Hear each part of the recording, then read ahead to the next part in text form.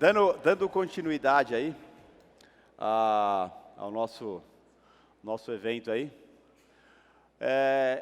quem me conhece sabe o quanto eu dou importância para o mercado em saber o porquê o mercado se movimenta, né? O porquê que o mercado sobe e o mercado cai. Claro que a gente não consegue prever o futuro, mas a gente consegue ter uma noção muito importante. E o mercado é gerado, o que gera movimento no mercado são notícias e expectativas. E geralmente as expectativas é o que gera notícias e é o que gera movimento, né? Então é muito importante, quando a gente pensa no mercado, a gente está muito atento ao contexto, né? E entenda contexto é entender sobre o que está acontecendo na economia, tanto nacional quanto internacional, entender sobre política, tanto nacional quanto internacional, entender sobre geopolítica, tanto nacional quanto internacional. Se bem que geopolítica internacional não tem muito, né? A gente não faz mal para ninguém, o Brasil é café com leite, né, nesse aspecto. Mas é muito importante você estar atento a tudo o que acontece, né? Saber se posicionar frente ao mercado e ver o mercado muitas vezes se movimentando de uma forma brusca e você ter noção pelo menos do porquê, né? De você saber o porquê, né? E a gente está num atual momento político, de certa forma, não complicado, mas não está muito bom, né? A gente olha para o mundo, a gente está num momento de guerra comercial, que ainda está se definindo, mas não está definida. A gente olha para a Europa, que está num momento de separação, né, do Brexit, e também não se resolve. A gente está num momento geopolítico um pouco tenso, seja Turquia, seja Síria, seja Arábia Saudita. Enfim, tem muita coisa acontecendo no mundo, e quem é de mercado financeiro precisa estar atento a isso, tanto ao mundo quanto aqui.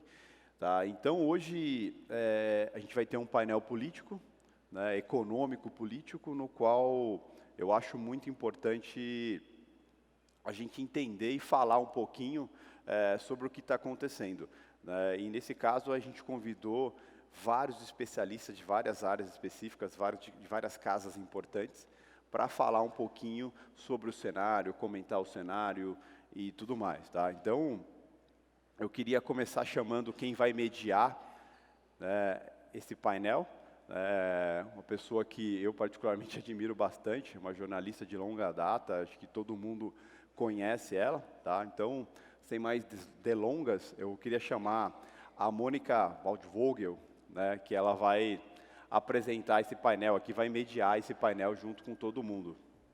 Só no seu dela.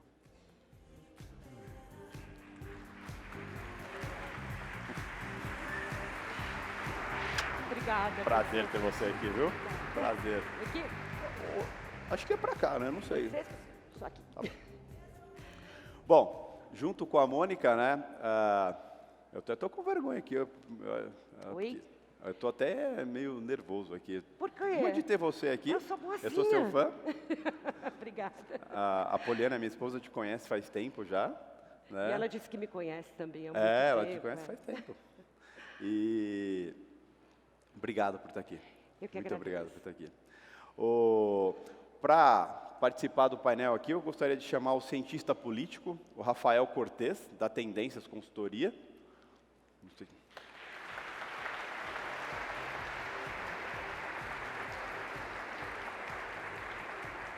Fala, Rafa. Obrigado mais uma vez. Fique à vontade. Fique à vontade. Também gostaria de chamar aqui o Henrique Breda, né, o gestor do Alaska, né, acho que todo mundo conhece esse fundo. O Breda é uma pessoa muito ativa nas redes sociais e um cara com uma linha de pensamento fantástica aí quando a gente fala em mercado financeiro como um todo, né? Então, Henrique Breda.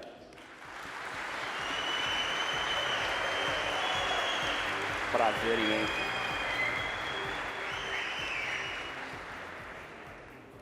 Gostaria de chamar aqui também uma pessoa que eu conheço há um bom tempo também, admiro bastante o trabalho, assim como todos que estão aqui, né? É o economista André Perfeito.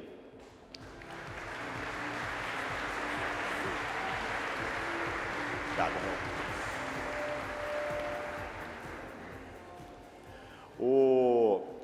Gostaria de chamar também Ele é sócio do Modal Mais, né? Uma pessoa que eu conheço de longa data também e admiro bastante, é o Ronaldo Guimarães.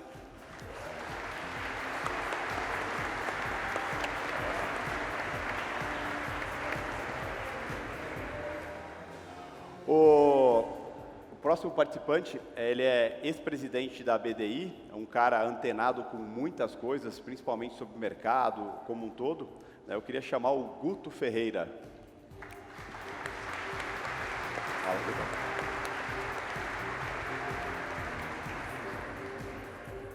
E para fechar, eu queria chamar, ele é sócio do BTG Pactual, o José Lúcio Nascimento.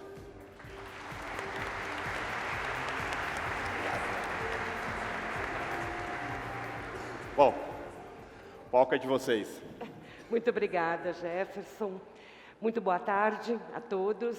Um enorme, imenso prazer de estar aqui com vocês, por vários motivos, e estar aqui com essa geração nova que está operando o mercado financeiro e tentando compreender o que está acontecendo, e com esses formidáveis convidados para entender o que está acontecendo nesse momento no Brasil. Eu acho que todos nós que estamos aqui temos lá um certo grau de ansiedade e de apreensão com o noticiário dos últimos tempos, enquanto tentamos olhar para os fundamentos, para as características da economia brasileira nesse momento e tentando adivinhar, afinal de contas, para onde que a gente está indo. Mas, particularmente, neste dia, 19 de outubro, há algumas nuvens negras na paisagem. Então, eu quero começar perguntando para cada um de vocês, na medida da possibilidade do tempo, evidentemente, que façam um diagnóstico. Quer dizer, como é que vocês estão vendo esse momento, tanto do ponto de vista político, como das perspectivas da economia, de forma que a gente possa depois caminhar a conversa a partir daí. Então, começa pela ponta ali, João Lúcio. Bom, primeiro, obrigado, Jefferson, pelo convite para estar aqui. Obrigado, Mônica, pela pergunta. Falar aqui um pouquinho do cenário aqui de Brasil e de como é que a gente está vendo tanto o cenário político quanto o macroeconômico. O que a gente está vendo lá no banco é o seguinte: hoje, e lá na Asset, a gente vê o Brasil com uma grande oportunidade de crescimento. A gente teve a aprovação da reforma da Previdência, como a Mônica mesmo estava comentando, a gente vai ter agora, na próxima terça-feira, aprovação em segundo turno, só que a coisa no Brasil também é nebulosa, né? A coisa política e tudo. Eu vou até deixar para a turma seguir comentando um pouco mais, vou falar um pouco mais da parte econômica. Parte econômica, né? A gente está com a taxa de juros no Brasil hoje a níveis que a gente nunca esteve, tanto nominal quanto real, e a gente tem a oportunidade de ter um crescimento no Brasil a partir do ano que vem, acima de 2%, algo que a gente não tem há muito tempo. Então, eu acho que a gente tem que estar preparado aí para estar capturando esse crescimento, e eu acho que a gente está preparado. Acho que o Brasil, hoje em dia, a gente vai ter um crescimento sem inflação, está com o hiato do produto aberto bem grande, então a gente vai conseguir crescer sem inflação por um tempo aí bastante importante, e só ficar de olho lá fora. Ano passado, os Estados Unidos estavam subindo a taxa de juros, hoje, esse ano, ele está começando a cortar, o que os ventos parecem lá fora estão favoráveis, apesar de toda essa tensão geopolítica. Bom, vou passar para o Guto aqui, para ele comentar um pouquinho também essa parte política com a gente. Bom, boa tarde a todos, obrigado pelo convite mais uma vez. Eu, nos últimos 3 anos e meio, presidi uma agência que é a Agência de Inteligência do Governo Federal para o setor produtivo, indústria, comércio e serviços, né, Mônica? Então, eu acho que macroeconomicamente, dentro de uma agenda liberal consistente, o governo está muito bem preparado para tocar os assuntos macroeconômicos, mas dentro de microeconomia, fazer a economia girar, eu acho que falta ainda muita substância para a política do governo. A gente tem algumas análises que mostram que a discussão Estados Unidos e China, que vai entrar 2020 inteira em briga de elefante, a gente estava brincando agora aqui atrás, em briga de elefante quem sofre é a grama, nesse caso a grama pode ser o Brasil, então acho que tem que ter um cuidado adicional com isso. E a questão política, obviamente, ela atrapalha muito. A gente também estava conversando de que eu nunca vi no mundo inteiro nenhum investimento ser colocado num país com um governo de malucos. Então, isso é uma questão de prudência do próprio mercado, ou de consumo, ou de investimento. Então, acho que está na hora de todos os agentes políticos e também dentro do Ministério da Economia colocarem uma serenidade maior para que 2020 possa entrar de uma forma diferente. Apesar de, pelas análises nos últimos 3 anos, a gente não acredita, ou eu particularmente nesse caso, agora fora da BDI, não acredito que haverá um crescimento substancial para o país. Não acredita nos 2,5% do João Lúcio?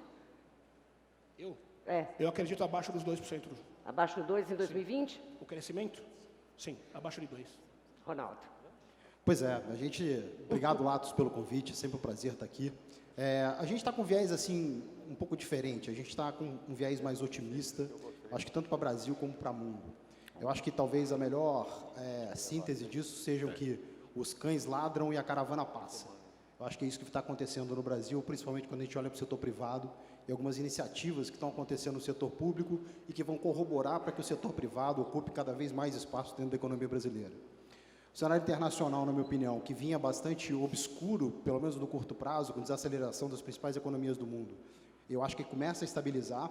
Os bancos centrais, se colocaram na frente, começaram a cortar a taxa de juros muito antes do que todo mundo imaginava. Então, acho que isso é uma coisa que gera mais ambiente positivo para os países emergentes. O Brasil, a gente provavelmente vai testar níveis de taxa de juro real muito próximo de 0 e, quiçá, até negativo. Eu acho que isso também funciona como um empuxo bastante importante para a economia brasileira. E eu acho que, quando a gente discute muito isso lá dentro de casa, a gente vê uma geração, a gente já tem gerações hoje no Brasil, e provavelmente uma grande parte de vocês não sabe o que é inflação, porque a gente conseguiu debelar esse grande mal da economia brasileira, mas também, em contrapartida, a gente também tem uma geração de brasileiros que não sabe o que é crescimento. A gente está há muitos anos sem conseguir crescer. Mas no nosso cenário prospectivo, a gente acha que o ano de 2020 pode ser efetivamente o ano da virada. A gente está sempre trabalhando, começa o ano com expectativas muito positivas de crescimento e termina o ano com expectativas mais negativas para o crescimento. Eu acho que essa expectativa hoje que os agentes têm para o crescimento econômico do Brasil do ano que vem, entre 1,75% e 2%, eu acho que talvez seja o primeiro ano que a gente vai ter uma recuperação bastante significativa, e aí a gente já está trabalhando com um número de pelo menos 2,5% de crescimento para a economia do ano que vem. E o melhor, eu acho que até um pouco do papo que a gente estava tendo ali na sala, é que a gente vai ter provavelmente colaborando, o governo negativamente com esse crescimento, mas o setor privado colaborando positivamente com esse crescimento. Então, acho que é um pouco dessa sensação que a gente tem hoje lá no banco e passar um pouquinho disso para vocês. André. Bem, queria agradecer ao Jefferson também pelo convite aí. Engraçado, ouvindo aqui um pouco as falas, eu acho que a gente está no seguinte momento, a gente está andando sobre gelo fino. O que eu quero dizer por gelo fino? A gente já está, mas não está num lugar que deveria estar, dado o nível da taxa de juros que a gente tem. O que eu quero dizer com isso, basicamente, é o seguinte. O governo atual é um governo, Paulo Guedes é um homem ortodoxo, liberal. Isso implica dizer, em termos econômicos, que ele é um economista que vai tentar incentivar a gente, não pelo lado da demanda, mas pelo lado da oferta. Então, se cria uma série de medidas de cunho microeconômico, que seria, para deslocar essa curva. O problema é que deslocar a curva de oferta, por vários sentidos, demora. A gente está falando de um processo que tem que alterar o jeito que a gente fazia, tem que criar regras novas na questão microeconômica que foi colocada. Assim, é um governo que teria que agir na microeconomia. E esse processo demorado pode gerar um descasamento. Então, assim, eu acho que esse nível de juros... eu vou fazer uma provocação aqui logo de cara. Assim, eu acho que a gente, no mercado, em alguma medida, está sofrendo uma espécie de ilusão monetária. O que eu quero dizer por ilusão monetária? Qualquer um de vocês aqui que comprou uma NTNB 2045 há um ano atrás, está se achando o maior gênio do mundo porque está ganhando 70% desse título. Ganha dinheiro, 70%, no fechamento da curva. O problema é que daqui a pouco essa curva de juros, em tese de juros, vai parar de cair, ou seja, o PU do título vai parar de subir e vai sobrar só Selic, que é o quê? 5%. Vou deixar no 5%, tem gente falando 3,75 já, tá? Vamos lá, 5%. 5% ao ano, vamos supor que isso é o CDI também, exatamente, enfim, dá 0,41 ao mês nominal. Eu quero ver se a gente vai ter esse processo de transformar essa taxa de juros num nível mais baixo.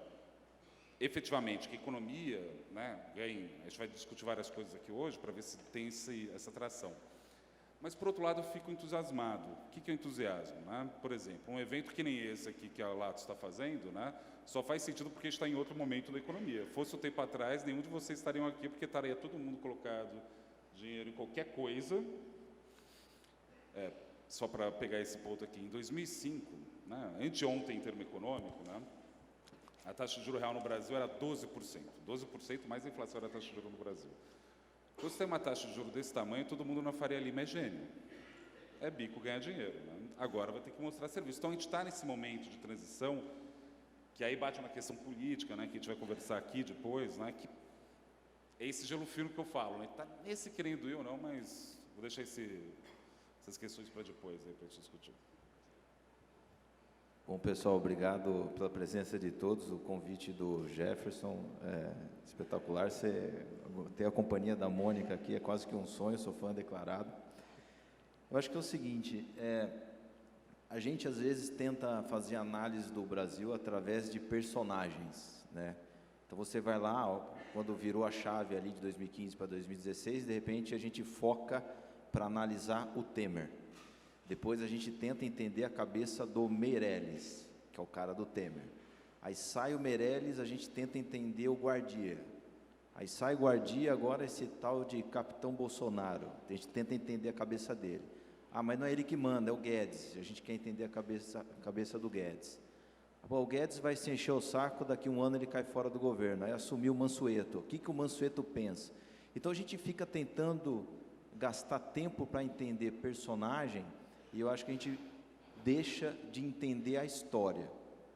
O modelo anterior de crescimento do Brasil faliu. Esse protagonismo do Estado acabou, não deu. O Estado quer fazer as coisas, precisa de grana. Precisa de grana, ele precisa cobrar juros altos, ele precisa oferecer juro alto para se financiar. O CDI vai lá em cima. O endividamento público cresce. Aí ele precisa fazer o país crescer. O custo de capital fica alto, não dá para o Brasil crescer. Então o Estado vai lá e seleciona de um jeito bem bacaninha alguns grandes empresários no Brasil e para eles dá juros a 3%, 4%, não a 14%. Os amigos do rei têm dinheiro de graça. Isso endivida ainda mais o Tesouro Nacional. Mas tudo bem, o pessoal está achando o Brasil do caramba, né? O Brasil virou investment grade em 2008, então tudo bem. Então essa pedalada, que eu vou falar pedalada mental, não é nem fiscal, é uma pedalada em todo sentido. Isso explodiu, a população sentiu algo de errado no ar. Em 2013, as mega manifestações não foi um negócio puramente consciente, onde todo mundo começou a pensar o seguinte, o modelo de crescimento do Brasil está levando a uma exaustão fiscal, portanto estou na rua brigando pelos 20 centavos. Não tem nada disso. A população sentiu algo errado. Em 2014, os nervos foram à flor da pele na eleição. 2015 foi um desastre, o Brasil praticamente teve uma quebra técnica, e ali a população exigiu alguma mudança. Algo tem que ser feito. Aí um vice-presidente que ficou 6 anos parado, sem fazer porcaria nenhuma, o cara engata uma sequência de reformas espetacular. E aí você pensa o seguinte, é o cara ou é o brasileiro que demandou isso? É a pressão da sociedade que faz esses caras tomarem atitude, ou eles acordaram iluminados por algum professor de Chicago? Nada disso. É a demanda da população que está forçando esses caras a deixar o país com um ambiente regulatório mais leve, mais pró-negócio, menos burocracia, tentando facilitar a nossa vida, mas não porque eles querem, eles não dão a mínima, eles estão fazendo isso porque a gente está pedindo isso. Então esse negócio da população ir na rua pedir reforma da Previdência, de um TRI, isso não existe em outro lugar, e esses caras só aceleraram quando vocês pediram. Então, do meu ponto de vista, como engenheiro naval, não sou economista, nada, eu vejo o seguinte, qual é a demanda da sociedade brasileira? Se a demanda continuar sendo menos Estado, mais ambiente pró-negócio, menos corrupção, o Brasil tem chance de sair desse vício de voo de galinha. Então, assim, é certeza que a gente vai sair? Não, mas vai precisar uma continuidade do protagonismo da população. Se isso continuar, a gente tem um futuro promissor, que é coisa que a gente nunca viu. Então, a gente tem esses juros de 4%, 5% aqui, que ninguém nunca viu, inflação controlada, ninguém nunca viu, talvez a gente veja uma sequência de crescimento que também a gente nunca viu, mas depende da pressão da população. Se depender só dos caras lá, não vai ter, não. Antes de você responder, Rafael, eu só quero acrescentar uma informação. Você esteve aqui, nesse mesmo encontro, há um ano. Então, acho que você pode comparar os climas, não só do ponto de vista da economia, mas das expectativas e de como uma mesa de gestores tão importantes se manifestaram lá e se manifestam agora. Tem muita diferença? Vamos perguntar para eles, né? Porque quem estava aqui o ano passado, tem muita gente que estava no ano passado, então dos que estavam ano passado estão mais otimistas ou menos otimistas do que quando a gente conversou? Pode falar alguma, não me deixa agora, alguma coisa vocês sabem. Eu juro que estão mais, então eu fico. Então vamos começar então o debate. Por isso que é bom jornalista vir em encontro assim, né? Porque a gente só ouve os políticos, só ouve os economistas, só ouve os gestores, quando vê as pessoas estão mais otimistas. É bom sentir isso. Bem, em primeiro lugar, queria, antes da gente entrar no se faz sentido estar mais ou menos otimista, agradecer ao Jefferson ao convite, aos demais participantes, meus colegas. Tomara que a reflexão ajude aí a vocês pensarem a vida de vocês como investidor. Antes de responder se faz sentido ou não, tá mais ou menos otimista, eu sou cientista político, faço basicamente análise de risco, né? Grosso modo, o que quase sempre o mundo da economia nos demandava é se teria aprovação da reforma da Previdência. Assim, acho que foram longos anos aí de discussão e quase tudo se resumia à aprovação da reforma da Previdência. Então, tem um evento aqui, acolá, trocou o presidente, mudou o ministro, o que isso significaria do ponto de vista da aprovação da reforma da Previdência. O esforço foi grande, a gente chegou o primeiro ano da administração Bolsonaro e provavelmente a gente deve ver a reforma da Previdência, ou pelo menos uma parte dela, sendo aprovada agora na semana que vem. E esse que me parece um paradoxal, né? Por isso até faz sentido perguntar para vocês, porque no fundo a reforma da Previdência andou aos trancos e barrancos, mas isso faz parte do jogo, mas a ideia de risco político não saiu do radar. Aliás, ao contrário, né? A Fundação Getúlio Vargas tem um índice que eles chamam de índice de incerteza econômica, que é uma tentativa de quantificar o quanto o agente econômico está seguro com o que está por vir, né? E muito curioso que mesmo com a reforma caminhando, esse índice de incerteza econômica não cai. Assim como o índice de confiança, seja do consumidor, seja do empresário, também tem muita dificuldade em subir, mesmo com o principal problema, né, a principal agenda a ser endereçada, que era a questão da Previdência, tendo um destino razoavelmente favorável. Então, do ponto de vista político, qual que é a nossa agenda agora? Será que esses elementos não Previdência, que colocam lá no risco, vão atrapalhar essa recuperação econômica que, independente da magnitude, né, uns podem ser mais ou menos otimistas, mas no fundo essa é a tarefa do cientista político, tá? Então eu acho que se deslocou muito o problema da agenda econômica e mais do entorno dessa agenda. E não sei se por viés de profissão, eu acho que tem duas histórias. Uma história o pessoal já tem condições macroeconômicas como nunca antes na história, e é uma questão de quase desintoxicação, né, do modelo antigo para o modelo novo. É só uma questão de timing, mas isso deve acontecer. E se tem uma outra história que olha para o não econômico e vai dizendo, não vou ser muito elegante aqui, mas na falta de melhor tempo vai dar merda.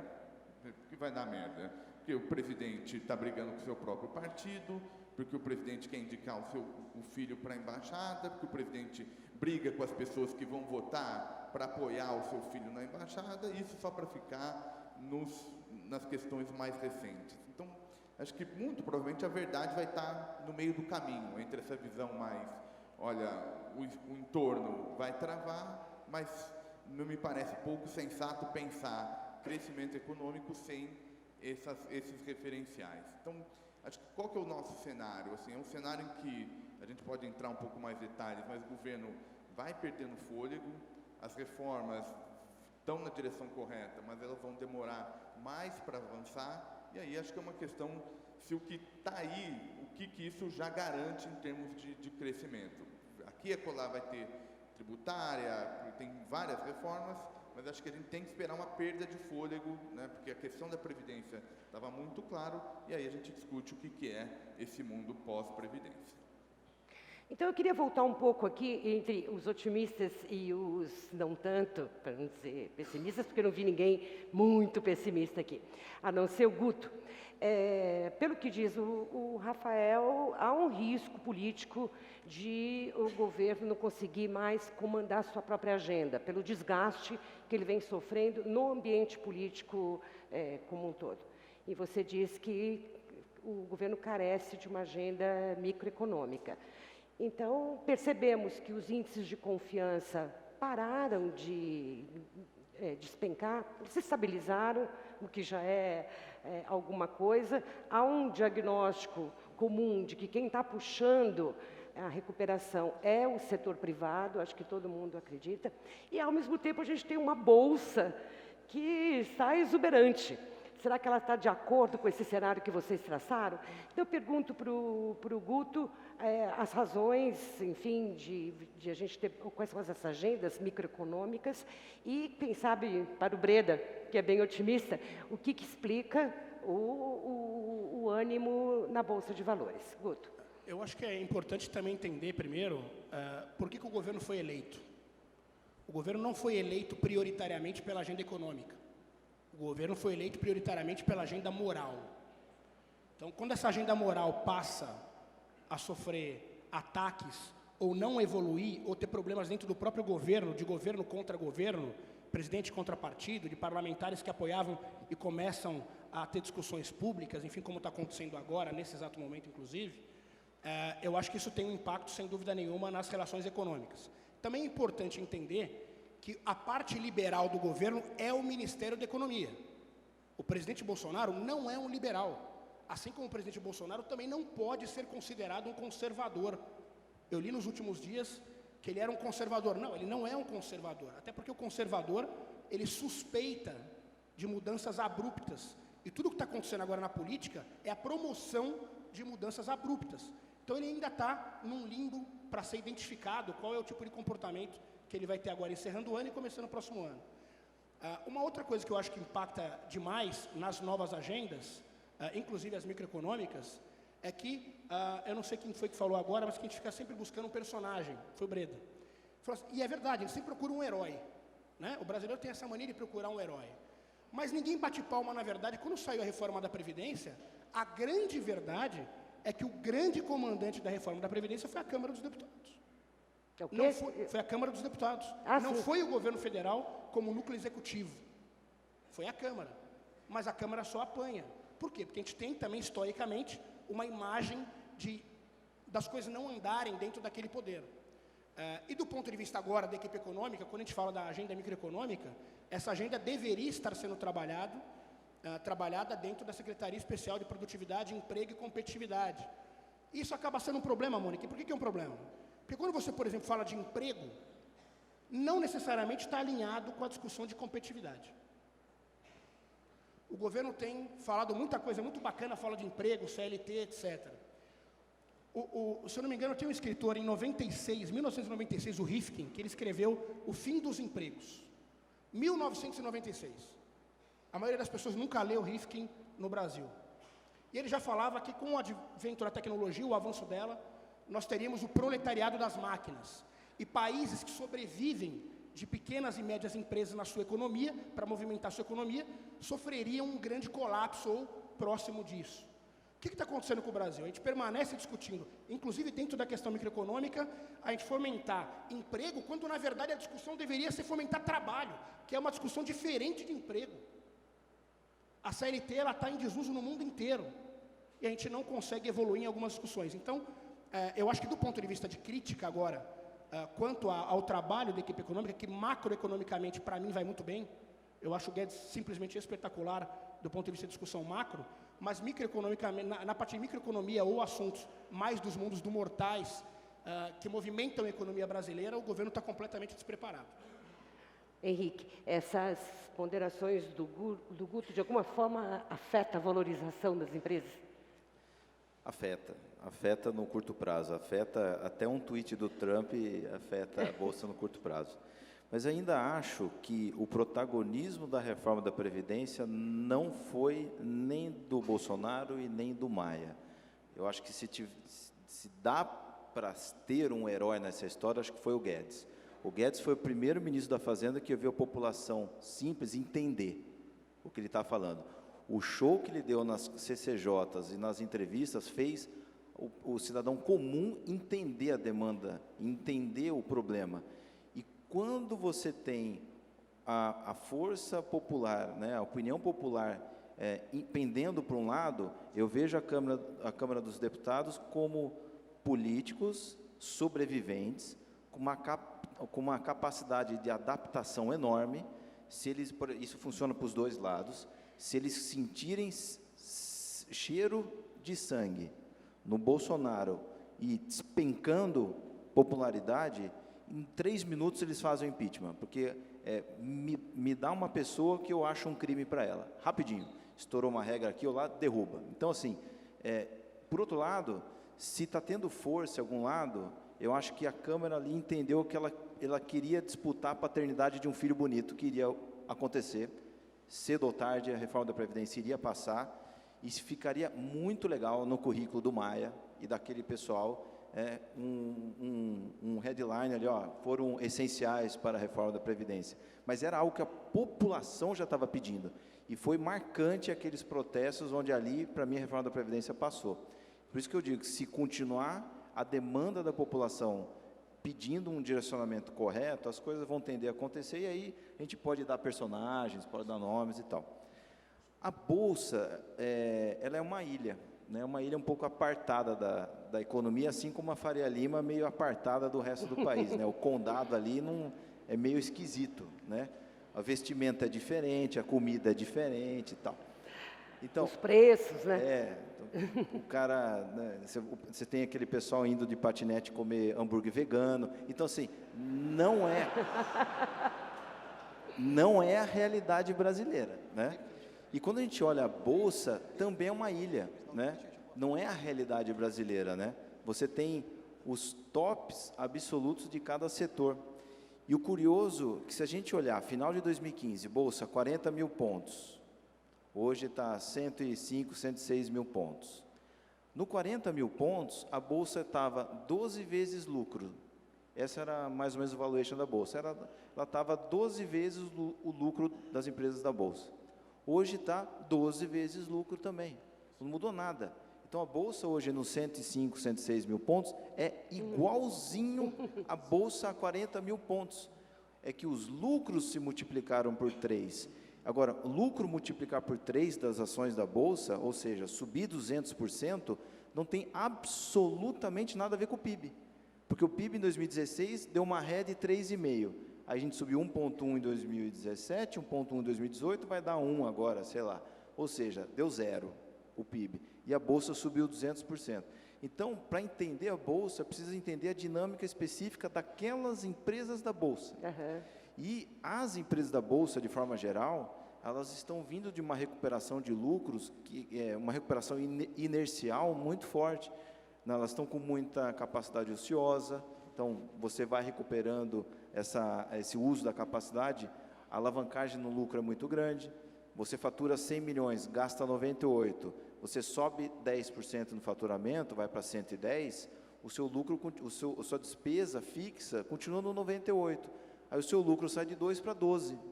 Então você tem uma alavancagem muito grande, e isso a gente acredita que vai continuar por um bom tempo nas empresas da Bolsa.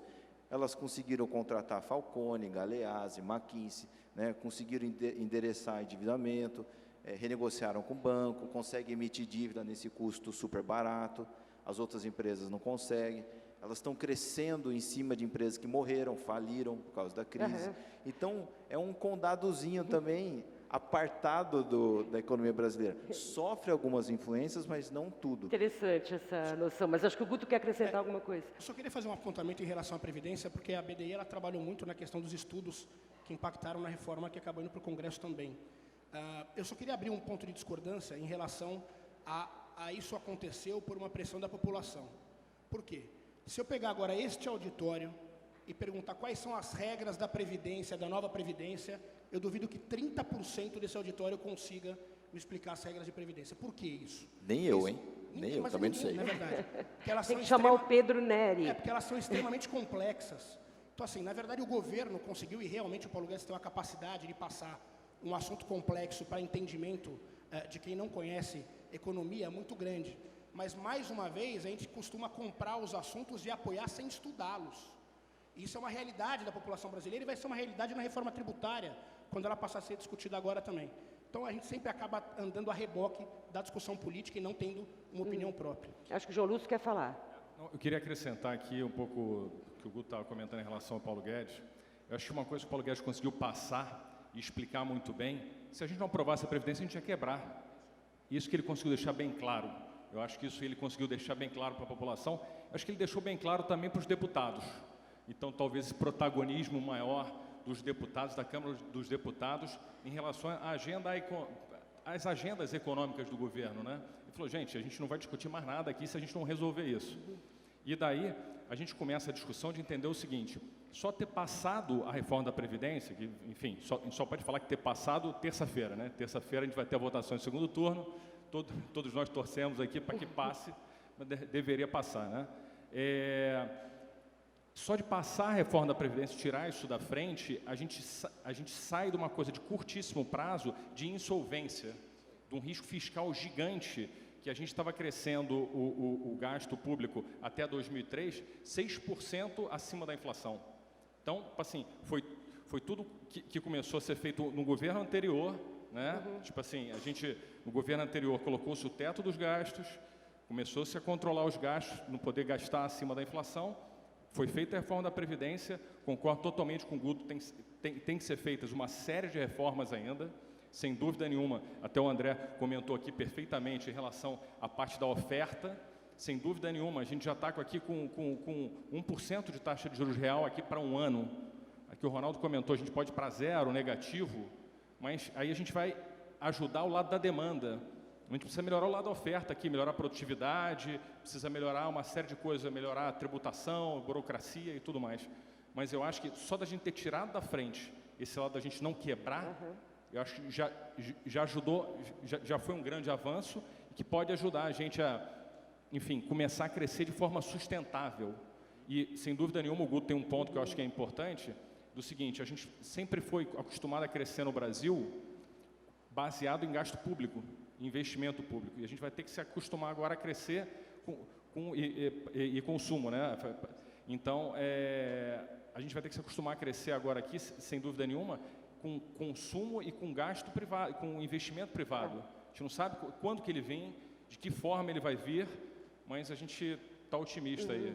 Eu só queria acrescentar só um pontinho nessa questão da Previdência, porque eu acho que foi muito importante na comunicação, e ela começou no governo Temer para ser concluída na próxima terça-feira, que foi também a noção de que há uma casta privilegiada no Brasil e que ela também tinha que ser incluída no sacrifício.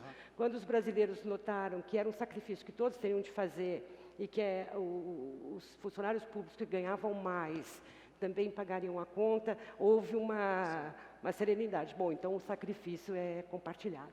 Pois eu acho o ponto até interessante da reforma da Previdência, que a gente conversa como se a reforma da Previdência fosse uma coisa meio que apareceu do nada, né? Gente, a gente está discutindo essa reforma que está sendo aprovada há 3 anos e meio. Tá? Então tem 3 anos e meio que a gente está num debate em que as pessoas, na verdade, o corporativismo tenta se defender de todas as formas e eles são muito bem organizados. Então acho que essa coisa que você mencionou, de deixar claro essa questão dos privilégios e tudo mais, acho que foi fundamental. E eu acho que até a gente, no começo do ano, todo mundo estava muito otimista com o crescimento do Brasil por causa da reforma, e de uma hora para outra a reforma tinha até dado uma estancada no Congresso. E aí saiu o dado do primeiro TRI, do crescimento da economia brasileira, negativo. Eu acho que esse foi o sinal de alerta para todo mundo, e aí você viu claramente uma virada na cabeça dos deputados, e a gente acabou aprovando a reforma no primeiro turno com aquela votação bastante expressiva de 379 votos. Então, acho que assim, essa questão da conscientização ela é fundamental, e eu acho que vai ser a mesma briga que a gente vai ter agora para a reforma administrativa. Acho que a gente tem que mostrar para as pessoas o quanto é desigual o funcionalismo público vis-à-vis o funcionário privado. E a gente tem que mostrar isso muito claramente, com números, a diferença entre você que começa na vida privada e você que começa na vida pública. E essa conscientização só vai fazer com que a coisa ande cada vez mais rápido. Mas, de novo, a gente demorou 3 anos e meio enfrentando um dilema que foi zero trivial e que agora, se tudo der certo, acaba na terça-feira. Pegando o seu gancho, que, bom, no fundo passou Previdência, qual que é o ritmo que é crível esperar para as demais, né? O que foi específico da Previdência que fez com que ela saísse num prazo razoavelmente, contando, claro, né, a partir do projeto que foi de fato votado, né? Porque uma grande decisão que o Paulo Guedes tomou foi... A rigor foram 9 meses, Rafael, é um nascimento, um parto. Começou em quase fevereiro, quando começou o ano legislativo, e termina em outubro. E termina agora em outubro, isso porque ele fez a opção de pegar um novo projeto, né, a nova Previdência, que já tinham lá mais adiantado na Câmara. Mas o que eu insisto nesse ponto é que, bom, teve algumas características que estão na Previdência, estiveram na Previdência, e que me parece que não estão nas demais reformas. O primeiro é esse grau de conscientização que a gente está tratando, da Previdência com as demais. Foram mais de 3 anos debatendo incansavelmente Previdência, né? Então, isso gerou, em algum momento, essa conscientização, sobretudo no âmbito social, mas também no âmbito parlamentar. O meu temor é que as próximas, agora é tudo bicho pegando. Reforma tributária, vai em cada setor, bate na porta dos diferentes setores da economia, cada um quer uma coisa. E tem um nível de detalhamento técnico, agora está ficando cada vez mais complicado, né? Então, para traduzir isso em qual que é o caminho, é por esse caminho que a gente tem que ir, me parece que vai demorar muito mais do que foi com a Previdência. Porque no Previdência era a idade mínima e unificação do sistema, grosso modo. Agora tem IVA dual, IVA federal... Só aproveitar, complementando o que o Ronaldo tinha falado, esse fator de que a Câmara se conscientizou, eu concordo, e queria acrescentar um ponto do seguinte, né? A Câmara tinha um medo de que, se estivesse crescendo demais, o Bolsonaro já ganhasse uma força gigantesca e daí já fosse... Ele começou a falar de reeleição já ali em maio, em junho, e já tivesse força tão grande para até se reeleger, né? Ou coisa parecida. Então, quando a Câmara tomou, assim... teve, na verdade, a noção de que, beleza, vai ter a Previdência, mas não vai resolver tudo, então tá ok, então vamos aprovar isso aí, porque é para a gente não quebrar, para a gente poder seguir com o Brasil aqui, ponto. Mas que não é fazer voar, não é impulsionar o governo Bolsonaro. Acho que foi um pouco de conscientização dos deputados, mas foi também um pouco disso de sobrevivência. Não, mas a competição política também se deu no fato de que o Congresso não conseguiu fazer a reforma política para os estados, onde a situação é dramática. Não tem economista com quem eu converse que não diga, olha, os estados quebrados batem no Tesouro. Portanto, hoje mesmo está no jornal que o Tesouro vai ter que ajudar Minas Gerais, que é a situação mais difícil do Brasil, depois do Rio de Janeiro e do Rio Grande do Sul. Mas o meio político não se dispôs a fazer esse trabalho por causa das disputas locais, né? Porque as pessoas vão disputar a prefeitura daqui a pouco e não queriam ser cobrados por essa conta. Portanto, também o meio político se conscientiza, mas não faz o trabalho inteiro. Então, André? mas eu acho que tem uma questão interessante, né? Até foi resgatada esses dias a ideia do pacto federativo, né? Na verdade, isso daqui é tudo culpa do Meirelles, né? Brincando aqui do teto dos gastos, né? Colocou o teto, está todo mundo sendo amassado lá em cima. Na hora que está sendo amassado lá em cima, irmão briga com irmão, etc. e tal. Colocaram a sessão onerosa como, sei lá, um carneiro em sacrifício em nome da pacificação política do Brasil. Mas o que eu vejo é uma enorme confusão. Uma enorme confusão, né? A gente está o presidente tem partido aí? Pergunto, né? sei lá, se surgiu uma brincadeira que eu fiz antes, é verdade, se surgisse ele estava falando aqui, né? Ah, tem o presidente Bolsonaro, tem o presidente Mourão, tem o presidente Moro, tem o presidente, sei lá, né? Tem um primeiro-ministro Maia. Se chegasse um alienígena hoje e fale, leve para o seu líder, eu acho que ia levar para minha mãe, porque eu falei, pô, não sei quem manda esse negócio lá em cima, porque cada um está escolhendo um líder, né? Mas por que isso é importante? Porque a gente vai entrar num momento agora, bem, só para pegar um pouco da questão de investimento, bolsa, juros vai permanecer baixo. Vamos supor que dá a maior bobagem no Brasil, né? Para não falar nenhuma palavra mais forte, né? Qual a solução disso? Juro baixo. Como não tem atividade, a boa notícia é que está ruim. Quanto menos atividade, menos inflação, juro para baixo, continua esse jogo e vai ser. Com essas peculiaridades que o Breda falou mesmo, da bolsa ser um mercado muito particular, né? Porque quanto pior lá fora, melhor para dentro, né? Também, né? Por canais de transmissões variados, né? Então, mas para 2020, a gente vai precisar de político. Você criou uma loucura no Brasil que não precisa de político. Como você vai organizar uma ajuda a um estado que nem Minas Gerais, que é governado pelo Novo, que é o mais liberal, se não tiver costura política? Como? Não tem como isso. Vai ficar sem, vai ficar... E outra coisa, o Brasil é o país do puxadinho, né? A gente queria uma reforma da Previdência, um puxadinho para lá, né? É puxadinho, vai ter que fazer de novo essa reforma. Fato. Não é brincadeira, é fato. Porque fizeram isso, desoneraram a folha. Desoneraram a folha, não tem receita para pagar esse pessoal. Daqui a pouco vai... Então, assim, eu acho que a gente precisa passar por um processo de coordenação política melhor. E aí você olha para Brasília e não tem. É muito difícil você ver na figura do presidente alguém que... E o mercado financeiro adora tratar o presidente como se fosse um inútil, né? Vamos ser sinceros. Ah, que bom que ele não apita muito, né? O Paulo Guedes apita, né? Como assim? A gente precisa do presidente, né? E é isso que eu fico cauteloso. Quando eu falei gelo fino no início, é isso, né? Essa minha cautela, está indo. Todo mundo está aqui para ganhar dinheiro no mercado de capitais, é isso. Isso é prova suficiente para mim que estamos indo. O juro vai subir? Vamos supor que dá um problema gigante, vai para 6% ano que vem, nem vai. Vamos supor que fosse. 6% historicamente é baixíssimo no Brasil, não é nada. Então, quer dizer, mas politicamente tem que se coordenar isso, e esse é o meu receio o tempo todo. Será que a gente consegue? Não consegue, né? Enfim, isso tem que ver. Uma parte da coordenação, acho que é dentro da agenda econômica. Você tem pelo menos 3 grandes reformas constitucionais que a equipe econômica finaliza aqui e acolá. A tributária, a tal da reforma administrativa e uma que está sendo chamada de DDD, né, que é uma mistura de pacto federativo com desindexação, que tem alguma coisa a ver com gasto obrigatório.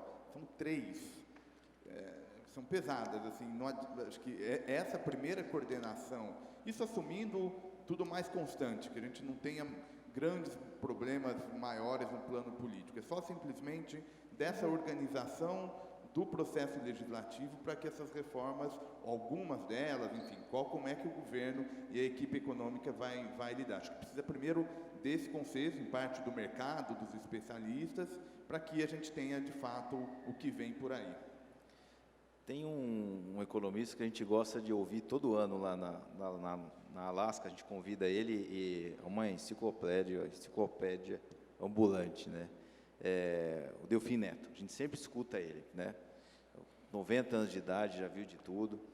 E aí ele fala o seguinte: olha, a democracia é uma merda, mas é o único sistema de governo que você troca o mandante sem derrubar sangue, né? E o Brasil, ele tem uma capacidade de se adaptar muito rápido. É uma jabuticaba no mundo, né? A gente vota na Dilma, 4 anos depois você vota no Bolsonaro, né?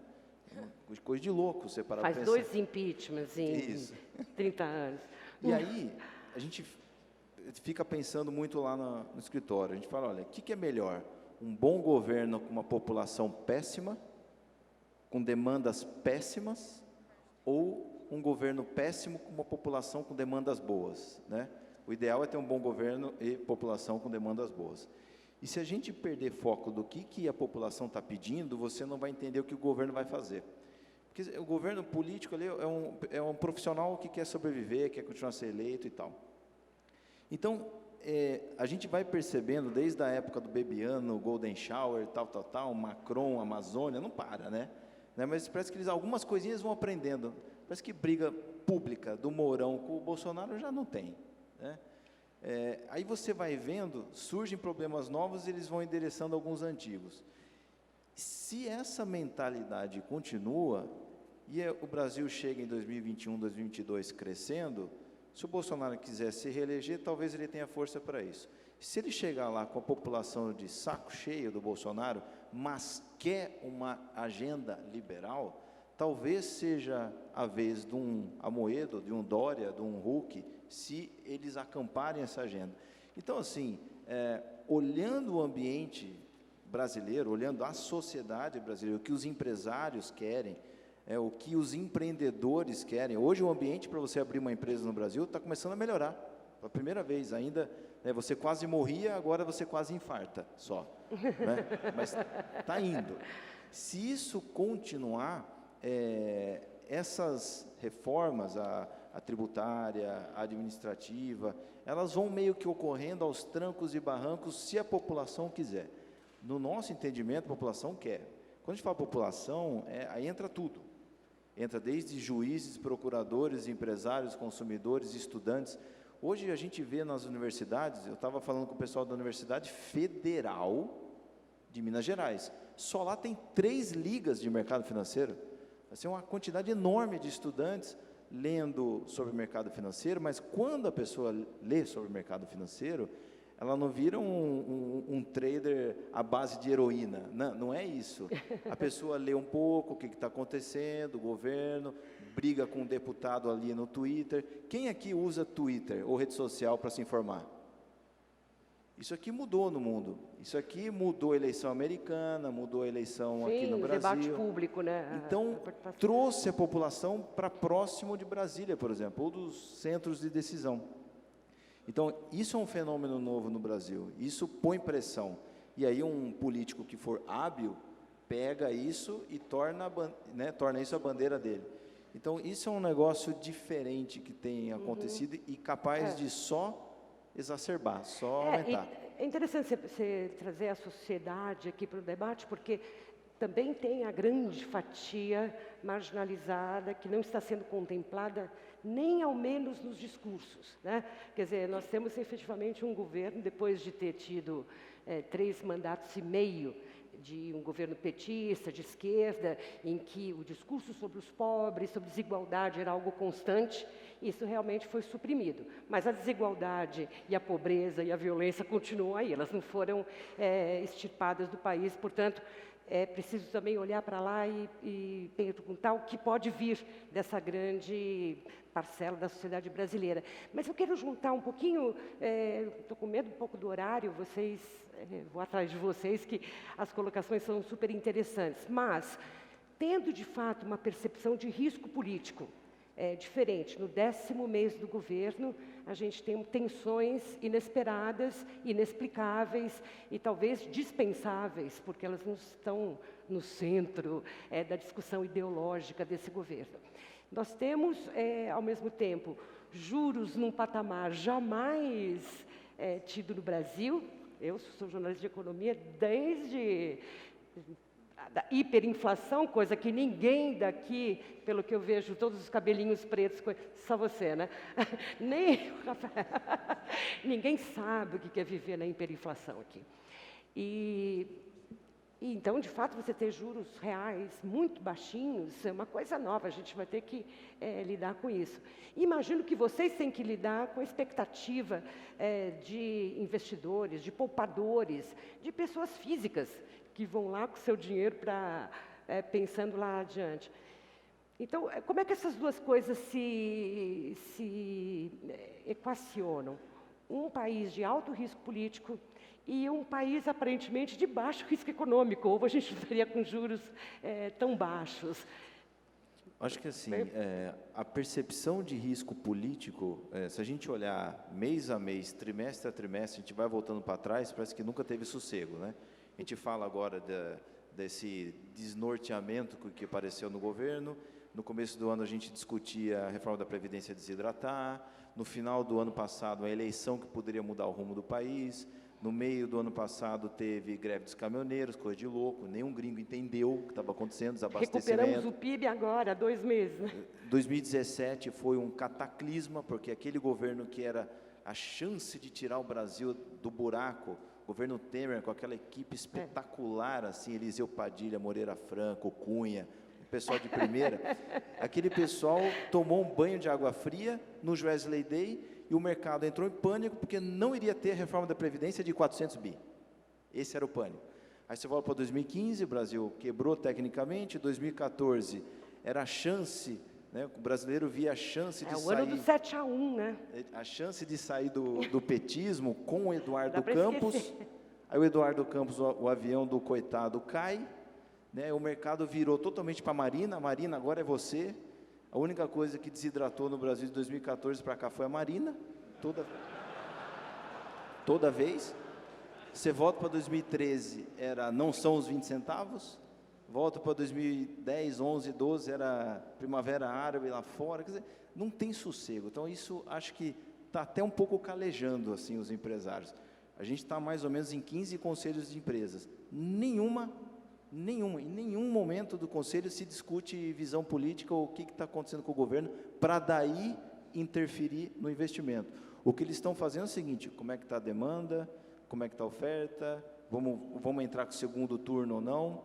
E o que está aparecendo assim, de 2017 para cá, está tendo uma recuperação no setor privado, setor público para baixo, esse setor privado está para cima, mas no setor privado está vindo uma recuperação que ela é lenta, contínua e consistente. E em 2017 e 2018, os empresários eles eram surpreendidos. Todo trimestre vinha um resultado que era acima do orçado. Isso está continuando. Então, talvez esses Golden Shower, Bebiano, Bivar da vida, está meio deixando o pessoal de saco cheio, calejado. Lá na base, não estão dando tanta importância. Pode ser que isso vire uma bomba em algum momento e todo mundo dê importância. Pode ser. Mas não está interferindo no... Olha, Marco Polo, vamos fazer mais 10 ônibus aqui em Anarrec, em Caxias, ou não? Não, segura aí que o Bivar vai entregar o Bolsonaro. Não, ninguém está fazendo isso. Ainda não. Então, por enquanto, a gente não vê isso interferindo na recuperação cíclica do lucro das empresas da Bolsa. Olha, eu só queria... Eu acho que é legal esse tipo de painel, porque a gente consegue provocar o outro e criar uma provocação generalizada. Em parte eu concordo, mas se você for para a base da pirâmide, o cara que comprava requeijão no governo Lula e passou a comprar margarina no governo Dilma Temer, ele não voltou a comprar requeijão. Então, existe uma discussão ainda no governo, e volto a falar, a questão microeconômica vai começar a bater. Baixou os juros, maravilha, o consumo vai para onde? Quais são as medidas que estimulam o consumo no Brasil? De forma equilibrada, não dá crédito da Caixa em 600 meses para o cara, para ele ficar endividado no microcrédito de algum outro banco, que na verdade nem é um microcrédito para ele, que é o que ele conhece na base. Então, Mônica, eu acho que assim, né, para mim, as pessoas não conhecem muito a realidade de Brasília. Eu sou empreendedora, minha área é a área de inovação e startups, originariamente. Eu acabei indo para Brasília por um desejo de falar assim, poxa, tenho 36 anos de idade, consigo rebutar o sistema ou me infiltrar lá e destruir o sistema. É o sonho da minha geração. A grande verdade é que o que o mercado financeiro, vocês podem levar para a construção de um Brasil melhor, é eliminar a ideologia da discussão e colocar o resultado acima de qualquer formalismo nesse país. O que arrebenta com Brasília é o formalismo acima dos resultados, os interesses acima dos resultados. Quando vocês, na empresa de vocês, no investimento de vocês, na política, de repente fazendo algum tipo de militância, passarem a colocar resultado acima de qualquer outra coisa, não vai importar se é direita ou esquerda, que é um conceito ultra atrasado, e eu sou um liberal, mas é ultra atrasado falar de esquerda e direita, não vai importar. Mas se me permita discordar, o dinheiro não tem esse problema. Ele foi feliz nos governos de esquerda aqui no Brasil. O dinheiro não ficou infeliz, chorando pelos cantos. Foi só no desarranjo fiscal que a coisa piorou, né? Mas o nosso papel é justamente fazer essa mudança. Num país em que você tem quantos por cento que investe em bolsa? no Brasil? A gente está passando a população carcerária, estou comemorando. Sério. Tá vendo? Já é uma vitória. Incrível. É muito bom isso, porque para jornalistas a gente sempre vai guardar. Então está ali em torno de 700 mil, 800 mil. Mas esse é Pronto. o desafio de buscar um resultado e não ficar atrás da população carcerária. Enquanto a gente passar a discutir, a discussão de esquerda e direita é a discussão que interessa justamente a quem não quer que o país avance. É simples assim. Não, eu concordo com você. Só discordo da questão de que a esquerda no Brasil não tivesse sido boa para o dinheiro ou para o capital. João Lúcio. Na verdade, concordando um pouco com o que o Breda estava comentando em relação ao Brasil e tudo, né? Eu estou no lado um pouco mais otimista também. Mas olhando para o mundo também, né? A gente tinha no ano passado os Estados Unidos subindo juros, e no final do ano passado ele ia subir mais 2 vezes esse ano, né? E a taxa ia estar exatamente em 2,87 no dia de hoje. Aí vocês me perguntarem aqui, quanto é que está a taxa lá fora? 1,87. Ele, na verdade, já cortou e vai seguir cortando. Ele está cortando, dizendo que não é um ciclo, mas sim um insurance cut, que ele está cortando porque está tendo uma guerra comercial. Mas a verdade é que não só ele, como outros países desenvolvidos estão cortando juros, e em outros países emergentes também, então a gente está tendo corte de juros. Isso acaba ajudando a gente aqui. Não tem jeito, né? A gente gera um ambiente onde os Estados Unidos não crescer tão forte é bom para a gente também. É bom que os Estados Unidos esteja crescendo na médiazinha ali, naquele 1,5, naquele quase 2, aquele 3 do ano passado não era bom para a gente, né? Vamos ser sinceros aqui, né? A gente gosta dos Estados Unidos, mas nem tanto, né? Então, é bom que ele cresça 1,5, 2, e eu acho que isso vai privilegiar bastante a gente, sem dúvida nenhuma. Pode tomar tempo, né? Até a gente conseguir fazer com que esse capital privado tome o espaço, né, que o público tomou durante tanto tempo. Só que eu acho que a gente tem hoje em dia os predicados que a gente nunca teve aqui no Brasil, macroeconômicos, que a gente comentou, né? E que, enquanto não explodiu uma bomba, um pouco do que o Breda falou em relação ao político, realmente as empresas, acho que fica difícil o cara num comitê de investimento ou num conselho, toda vez falar, peraí, discutir o que está tendo aquela bobagem, aquela briguinha política que parece que de irmão, né? Ou de vizinho, né? Que está aparecendo o governo hoje em dia. E hoje em dia, sem dúvida nenhuma, vai ficar 1% a taxa de juros real, 6% historicamente. Historicamente, a gente crescia baseado em gasto público, né? Assim, investimento público. A gente está tentando fazer diferente, né? Então, talvez a história vá mudar, né? Vamos tentar mudar essa história. E comentando um pouco aqui o que a gente vê para frente em relação à economia brasileira, e comentando um pouco também, acho que de dólar aqui, né? Como é que a gente está vendo aqui o mercado. Sim, era a minha próxima pergunta, era exatamente. Era a sua próxima pergunta, Mônica? Bom, enfim, comentando como é que a gente... Pode antecipar. Exato, A gente viu o real aí operar pior do que a maioria das moedas ao longo de todo o ano, né? Só perde aí para a lira turca, né? E para o peso argentino. São 2 países aí completamente apartados, né? Todos esses outros países emergentes que estão cortando juros, estão estimulando a economia. O real, a gente está tendo um fenômeno também nunca antes visto no país, que, dado a queda na taxa de juros muito pronunciada, muitas empresas que tomavam dinheiro lá fora estão pré-pagando dívida que tinham lá fora e emitindo aqui localmente. Então, faz, num primeiro momento, que o dólar se aprecie, que a moeda se deprecie. E, de outra maneira, a gente também tem um mundo novo, né? Esse mundo novo de capital privado. Eu acho que ele vai cortar os juros aqui no Brasil hoje, 5,5, indo para 5, e o dólar vai ter que se estabilizar, ele vai ter que se equilibrar. Para onde ele vai, a gente tem que ter um componente local e tem um componente externo, né? Esse componente local... Cai de 4, chega a cair de 4 outra vez? Então, a gente vai ter pontualmente a agora... bola de cristal. Exato, Dólar é sempre, acho que, o terror de todo economista, né? O economista, o cara faz uma projeção no início do ano, ele sempre erra, né? No final do ano, onde é que está o dólar? Tem uma piada do Delfim Neto falando que Deus inventou o câmbio para deixar os economistas humildes, né? Porque a gente só erra essa porcaria, a gente não acerta nunca. Né? É verdade. Exatamente. Não, a gente vê, de repente, caindo um pouco até o final do ano, tá? Sem dúvida nenhuma. O dólar no mundo, né? Ele está numa tendência nos últimos anos, tá? De apreciação. Por isso que a gente viu o dólar subir aqui também. Ele não vem subindo só aqui, ele vem subindo contra várias moedas, porque a economia dos Estados Unidos estava crescendo mais e mais forte do que os outros países e a taxa lá estava mais alta do que nos outros países. Para frente, se a gente for cortar os juros aqui, quando aparecer o crescimento, aí talvez a gente comece a performar melhor do que os outros países. Enquanto não vier o crescimento, tomara que ele venha, a gente está esperando aí que ele venha a partir do próximo ano. Ele vindo o crescimento, vai vir uma melhor performance natural do real. Deixa o Ronaldo complementar aqui. Pois é, a gente tem uma visão muito parecida, quer dizer, o câmbio no Brasil sempre foi uma moeda de carrego, né, para todos os, né, grandes fundos do mundo, todos os alocadores do mundo. E a gente deixou nesse meio tempo, com o juro caindo, deixou de ser uma moeda de carrego para virar uma moeda de crescimento. Só que como o crescimento ainda não veio, acaba que o dólar continua sofrendo, deixando de ser essa moeda de carrego e na expectativa de ser uma moeda de crescimento. A gente tinha uma visão nesse ponto de que a queda na taxa de juros, ela necessariamente continuaria pressionando a taxa do dólar contra o real aqui no Brasil.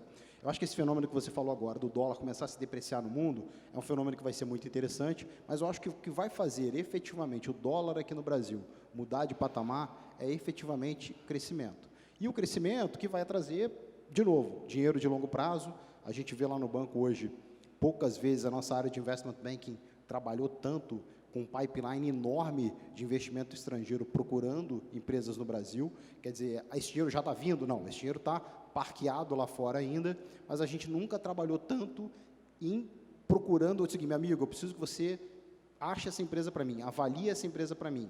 A sensação que a gente tem lá é de que as pessoas, o investidor estrangeiro, de uma forma geral, acha o Brasil barato.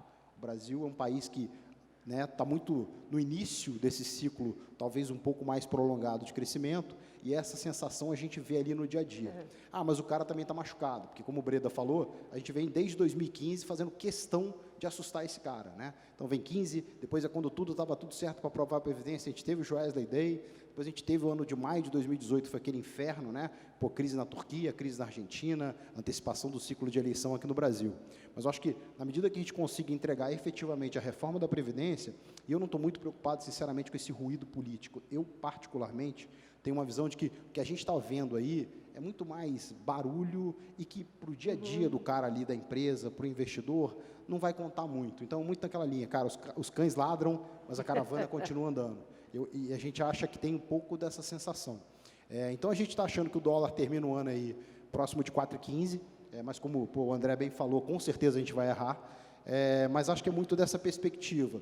Enquanto o crescimento efetivamente não der aquela acelerada no Brasil, mas a gente também tem esse cenário, o cenário do ano que vem é um cenário prospectivo positivo para a economia do Brasil, a gente acha que o câmbio continua aí nessa dinâmica, ali trabalhando 4 com 4,20 ali, sem muito medo de errar.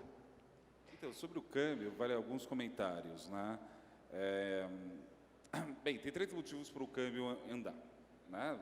Tem a balança comercial, o investimento, né, no Brasil por vários canais e o motivo especulação, né? Setor externo, né? Aí você pensa, saldo comercial, China, Estados Unidos, guerra comercial, a Argentina nessa situação bastante, que adjetivo eu posso usar aqui na frente, bem ruim, enfim, né? Então, assim, o setor externo não vai ser. Do ponto de vista do investimento, apesar do saldo de estrangeiros na B3 ser negativo, você teve uma série de ofertas primárias que entrou muito, mas está ali do mesmo jeito, né? Mas a questão é o seguinte, vamos supor que o câmbio vai para, a Selic vai para 4,5, minha projeção para o final do ano é 4,5, eu estou com 4,15 de câmbio também. Eu acho que vou ter que revisar para cima isso daí. Você compraria um ativo que rende 4,5 com volatilidade de 13? Não estou falando que você não compra, né? Mas começa a ficar com receio, né? O real paga 4,5 para ter uma vol de... A última vez que eu vi a vol de 10... Isso aí, a implícita é isso mesmo, 13, 13,5. Então, deve estar nesse patamar. Então, assim, começa a gerar alguns limites, esse que é o meu ponto, né? Vale anotar também que, assim, R$4 estava lá em 2003, quando o Lula entrou e, nitidamente, né, Mônica, a gente ia virar uma república socialista soviética com o Lula, né? Disparou o câmbio. Está em R$4 ainda. Olha só, bem, eu tenho um péssimo hábito de fumar. Em 2013, eu comprava um maço de cigarro com R$4. Hoje você não compra metade de um maço de cigarro com R$4, literalmente. Então tem isso. E a questão do crescimento, é interessante da forma que você colocou, né? Você deixar essa uma moeda de carreira, né, de carry, né, nesse sentido, para ser uma moeda de crescimento. Economista adora fingir que é complicado as questões que a gente fala, mas economia é simples, grosso modo. Tem 5 componentes e só 5 componentes para analisar no curto prazo. PIB é igual ao consumo das famílias, mais gasto do governo, mais investimento, mais exportação, menos importação. Setor externo primeiro, exportação menos importação. O mundo está crescendo gigantemente, que vai ajudar a gente a né, ter um saldo melhor? Resposta, não. Se a gente crescer um pouco, até a importação sobe, o que rouba ali, então quer dizer ali não. Gasto do governo vai crescer? Não, pelo contrário, a gente está vendo que o Paulo Guedes é um homem que vai cortar isso tudo que é lado. Então o G da equação é para baixo. Consumo das famílias. Saiu o dado do CAGED, até criou mais vagas aí, 150. 57 157 é o último valor, 1.000 por criado. Mas você pega a massa de rendimento, parado ali, não cresceu a massa de rendimento. Caiu no colo do empresário. O empresário vai investir? Sim, ele pode investir uma parte. Mas a taxa de juros é parte da equação, não é a equação toda. Eu concordo, é fundamental que quando o empresário vai fazer um investimento, ele não pergunta se o presidente, o Breda falando aqui, é verdade isso. Porque tem uma crise política. Ele está pensando em 20 anos. O que vai acontecer em 20 anos? Sei lá o que vai acontecer em 20 anos. Seria ridículo ele se perguntar a respeito disso.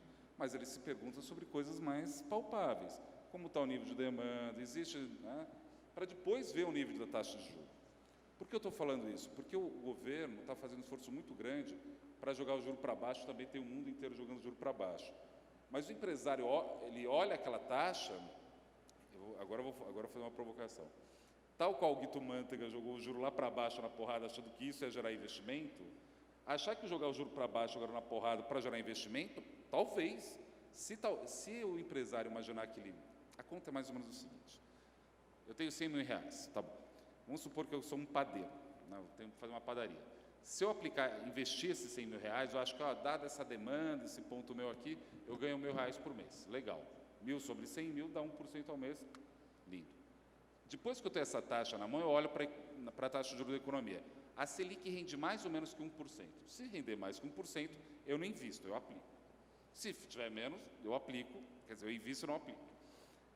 Agora é o seguinte, se eu jogar a taxa de juros para baixo de 1% para meio ou para zero, que seja para meio, só para facilitar a conta.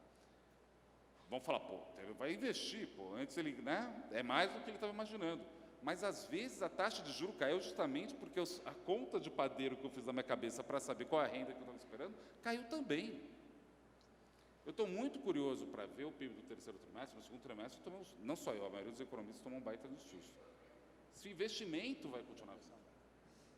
Se estiver vindo aí, eu acho que não é que a Bolsa vai subir, ela vai explodir de subir.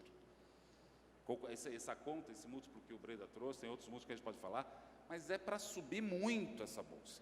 Mas é que tá, eu tenho que ver se essa engrenagem está tendo tração, senão vai ficar um bicho estranho aí. A 4,15 é o patamar. Né? Economista adora fazer formato da recuperação, né? V, W, E, tem várias letras, né? Acho que tem um fato que a gente está passando por um mais longo período de duração de recuperação, de recessão. A gente basicamente perdeu brincando uma década, sem grandes... Em linhas gerais, a gente perdeu uma década.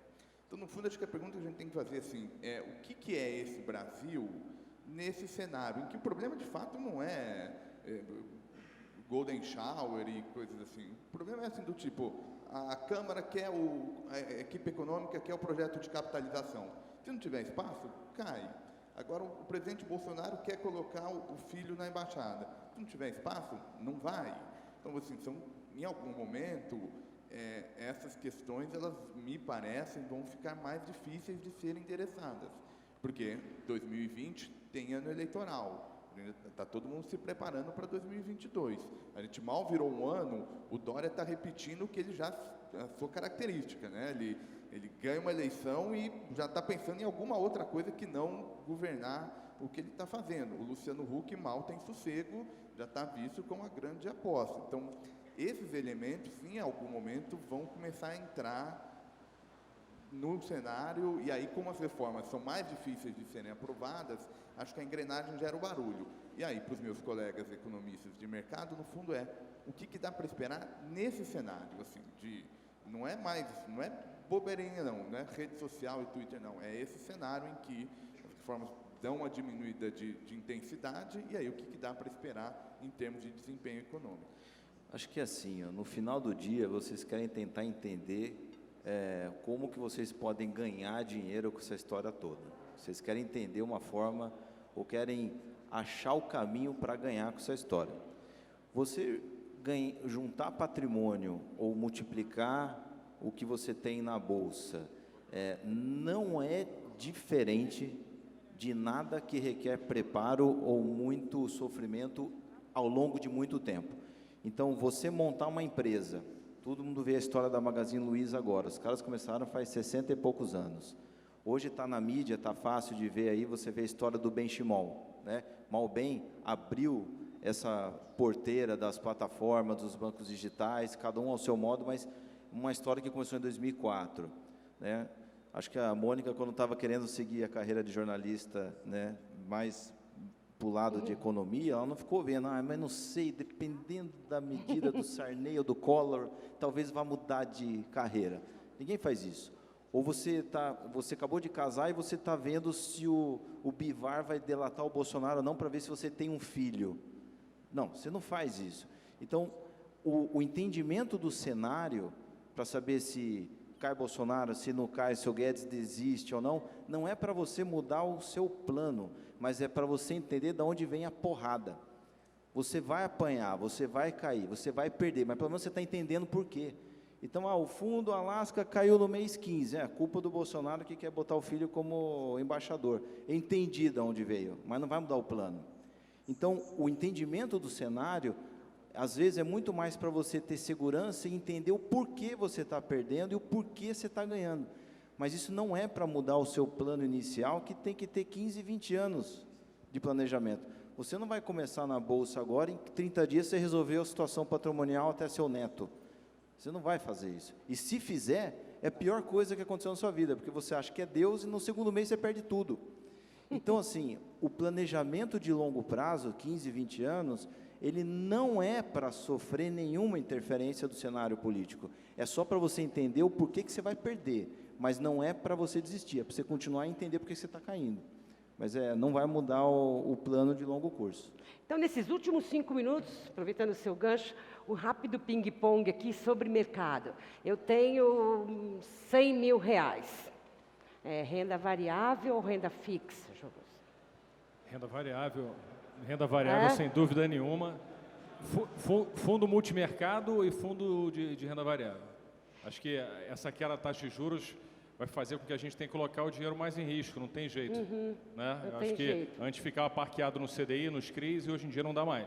Acho que é fundo multimercado e fundo de bolsa. E na bolsa eu compro ação de uma empresa específica que eu confio e gosto, ou vou para o fundo de ações do banco? Olha, o que eu faço para mim não é recomendável para ninguém, tá? É meio complicado. Mas eu acho que é o seguinte, é inevitável ter alguma coisa de renda variável no seu portfólio. Aí vai depender do seu estômago, estudo, ajuda e tal. Mas o Brasil está caminhando para ser uma sociedade um pouco mais normal. Se você vai para os Estados Unidos, 54% da população tem ações. Nos Estados Unidos não tem 54% de ricos. A população comum tem. Você vai e vê as pessoas que têm dinheiro em banco, 70% delas têm ações. Se você vai para os ricos da Suíça, 95% têm ações. Então, a gente vai ser um país um pouco mais normal. Então, você vai ter que se expor nesse mercado, porque renda variável vai dar um ganho muito maior do que renda fixa. No fundo ou nas ações, nas empresas que eu gosto? É melhor ter boas ações do que fundos ruins, e é melhor ter bons fundos do que ações ruins. Você vai ter que fazer a lição de casa.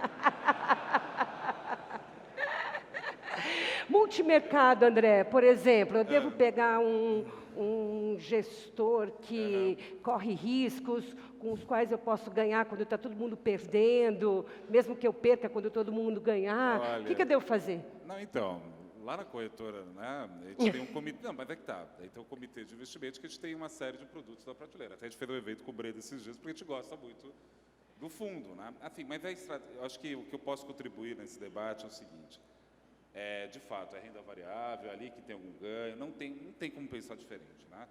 Porque se der errado, deu muito errado, né? E aí é outro papo, né? Porque aí o juro subiu, aí, enfim, aí aquele barata voa. Agora, concordo também que o Breda falou brincando, é verdade, né? Casa de ferreiro, espeto de pau. Nunca falaria para vocês, não porque eu sou muito conservador nos meus investimentos, né?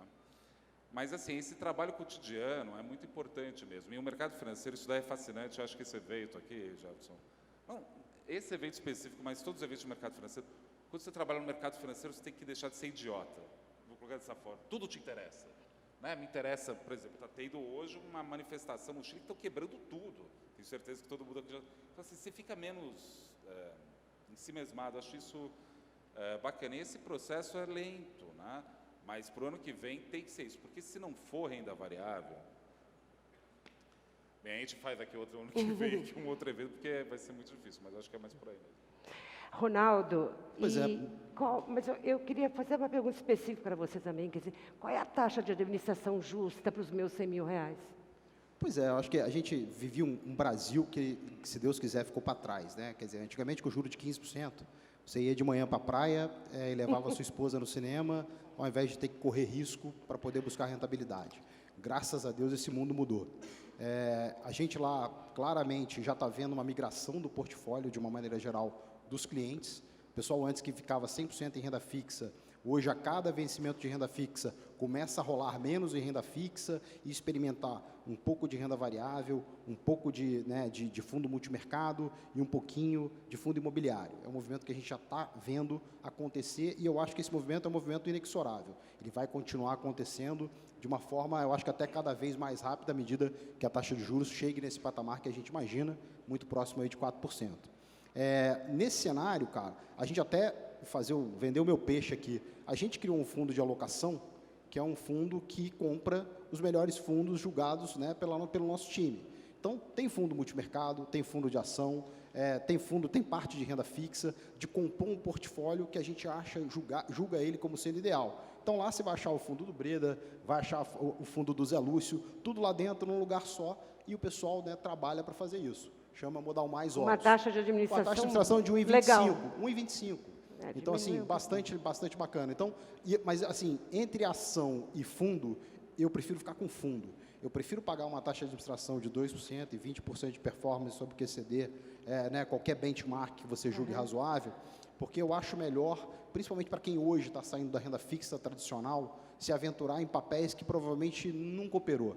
Então, é melhor você ter um time ali, colocar o pé na água para ver se está gelada ou não, testa com gente boa. O que não falta no mercado hoje são gestores de primeiro nível, casas com história, e que hoje, com a facilidade da informação, é muito fácil você comparar. Você não precisa hoje comprar discurso, você pega e compra a história do cara.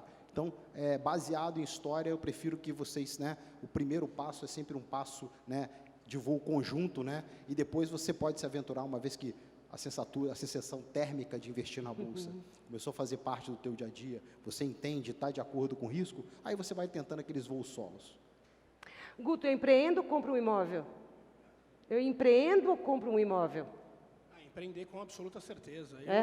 Eu que venho dessa... Eu não sei quantos aqui têm startups ou são investidores eu acho que tem alguns mercados que estão despontando já muito rapidamente no mundo, alguns mercados consolidados, canabidiol é um deles, a gente estava conversando disso na sala, é um novo mercado, não se resolve problema novo com economia velha. Eu, particularmente, prefiro investir em startups early stage, porque eu gosto de estar junto com o empreendedor ali na lida mesmo. Smart Cities, indústria 4.0, que mexe muito com produtividade. Quem conseguir emplacar alguma coisa nessa área, eu, particularmente, sou muito mais favorável a empreender. Rafael, tempo esgotado, mas para você, uma Então, pitadinha de investimento, 2020. A pitadinha de 2020? Uma pitada Eu vou de só 2020. contar o que ainda vai ter 2019. Vai ter o julgamento do STF, que provavelmente o Lula pode ficar livre. Vai ter o Rodrigo Maia, em algum momento vai sair. A Joyce Hasselman vai brigar com o Bolsonaro, que vai mudar de partido. Não vão morrer de tédio quem está acompanhando aí o processo político. Tá bom por essa temporada, né? Muito obrigada para todos vocês, João Lúcio, Guto, Ronaldo, André, Henrique e Rafael. Obrigada a vocês também.